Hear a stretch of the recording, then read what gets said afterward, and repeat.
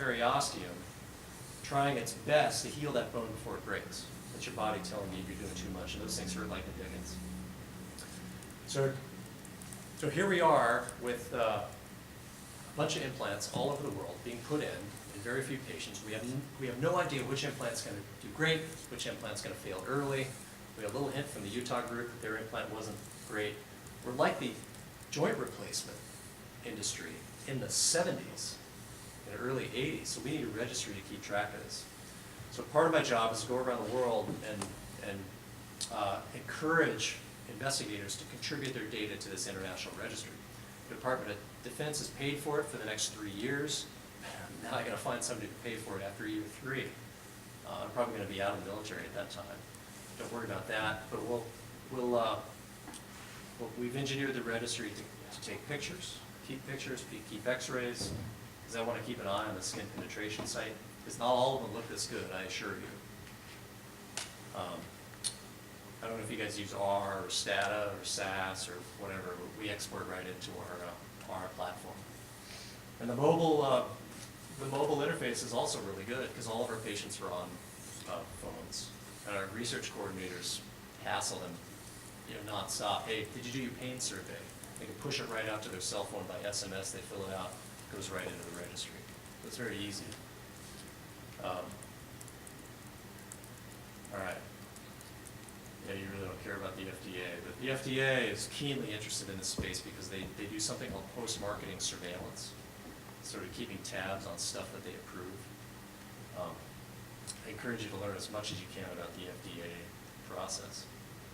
But from our perspective, being able to push questions in real time out to every participant in the registry by a cell phone worldwide is massively cool. Okay, so this next part is like, that's the clinical stuff. This next part is really cool. We're going to talk about terminal device control, artificial sensory feedback, smart implants, living prostheses, and then we'll have pizza, I promise. So this is patient number 2 in my clinical trial. Okay, Johns Hopkins Applied Physics Laboratory developed this modular prosthetic limb. It's got umpteen degrees of freedom. I don't even know how many they have. And it's massively cool, but it's also massively expensive. No insurance company ever is going to cover the cost of this limb unless we show that it's beneficial. It relieves pain. It restores function. It restores quality of life, all of these things. And we can't test it unless we have patients willing to try it. So the first study with Bobby and Courtney from the APL are to bring our patients who've had upper extremity osseointegration and give them this limb. And they get to take it home. They get to try it. There are 5 prototypes, soon to be 10. Okay. I mentioned targeted muscle reinnervation earlier, which is, remember, the nerves act like an amplifier. And they fire, when you think this, that fascicle sends a little electric signal, goes to a muscle, and that muscle twitches. It gives off another electrical signal that's bigger. It can be felt and sensed by an external sensor. What if we could just put that sensor right next to the nerve, right next to that muscle that's twitching? That's what this does. So DARPA is funding this. It's a wired mechanism for terminal device control with my robotic hand here. Not only terminal device control, opening, closing, thumbs up, thumbs down, fist, no fist, but also artificial sensory feedback. So not only can patients pick something up, they can feel what they're touching. We're using, instead of targeted muscle reinnervation, we're using RPNI. Don't worry about that, it's regenerative peripheral nerve interface. Each little fascicle, so nerves are like wires. And you spread those wires out, and each one of these groups of wires gets a little muscle burrito. And those muscle burritos are the ones that twitch. You put a sensor right next to each muscle burrito. The first patient is going to be done at UCSF with Richard O'Donnell, Paul Sedurna, and I, and me, I guess. And Ricard Verona-Mark is the inventor of this. And he has developed the E-Opera. And the key is number 3 there, that little screw with wires going through it. This has 2 wires. The one we're doing in the spring and summer has 6. So 6 inputs. And this is why it's helpful. This is Magnus. Magnus is probably the reason we got funded. Magnus came to Walter Reed, and the person who controls the purse strings for all the DoD was there. And Magnus said, this guy said, so well, this is a really great party trick, Magnus. Thanks for coming all this way. How often do you actually wear this arm? Because a big problem with upper extremity amputees is they wear their arm just for social engagements and they really don't use it. Magnus drives a truck for waste management. He says, why would I take it off? I shower with it. I work with it. I drive a truck with it. I swing a hammer with it. It's my arm. I never take it off. So Magnus comes from the north of Sweden, drives about 14 hours from the north of Sweden down to Göteborg, and then he hops on a flight whenever we need him to demonstrate this. But that was a surface electrode. And the surface electrode is susceptible to artifact because your deltoid is a big sloppy muscle. It's a noisy muscle. When we put the sensors next to, or when Rickard put the sensors next to the source of the signal to noise ratio was more favorable, and there's less crosstalk. I defy you to find any upper extremity amputee who can do this with a socket. It's not going to happen. You're going to break things. DARPA is interested in this because, and I quote, and I can't make this up, it can't be jammed and it can't be hacked. They're funding it. There's no electromagnetic interference at all. Okay. Hugh Herr also wants to control a device but on the lower extremity.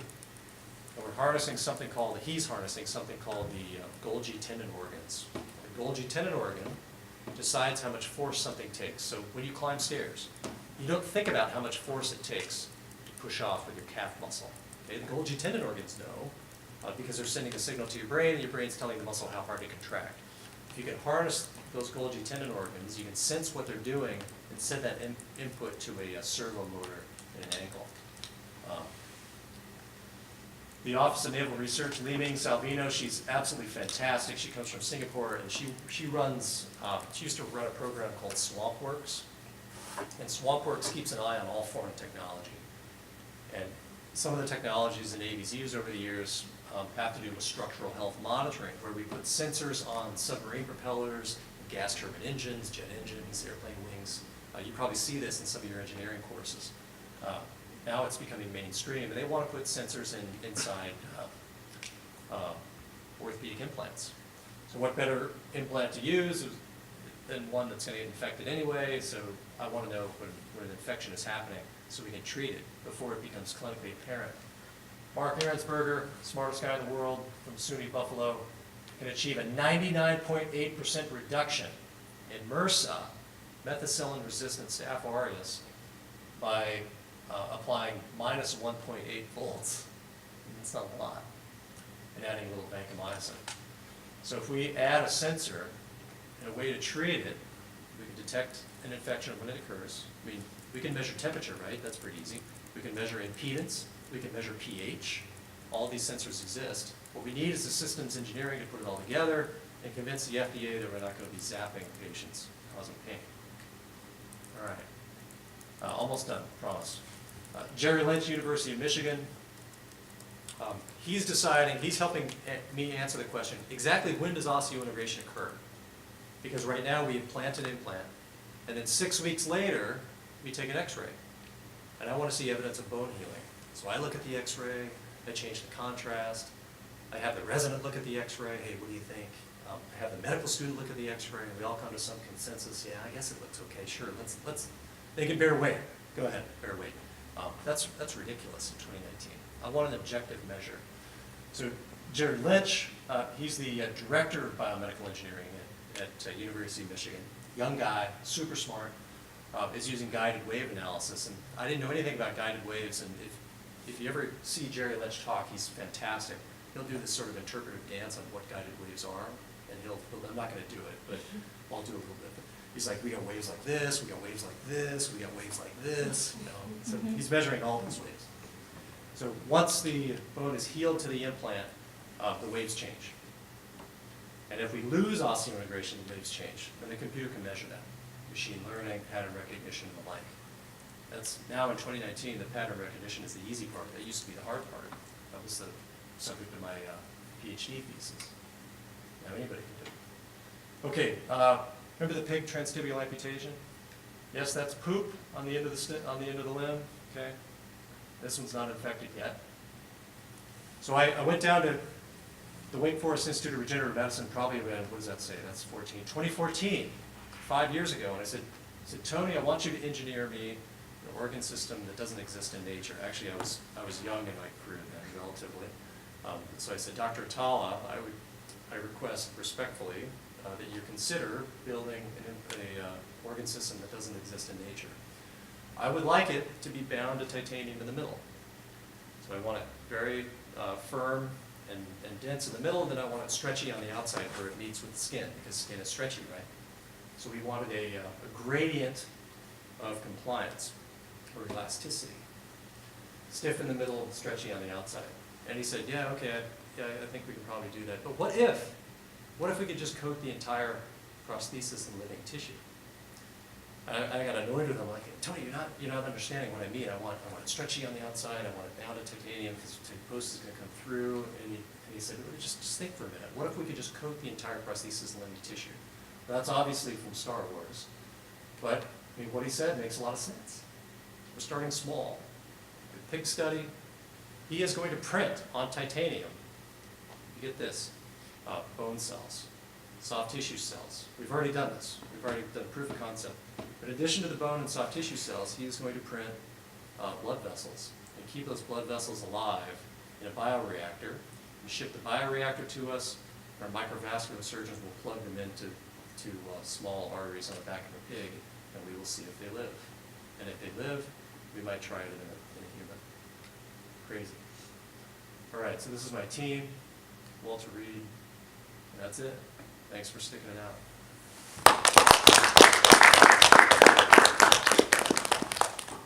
All right, can we eat? Any questions? I have a question. Yeah. So with the bone implants as well as the modular prosthetic limbs, the materials that you use, are they really heavy?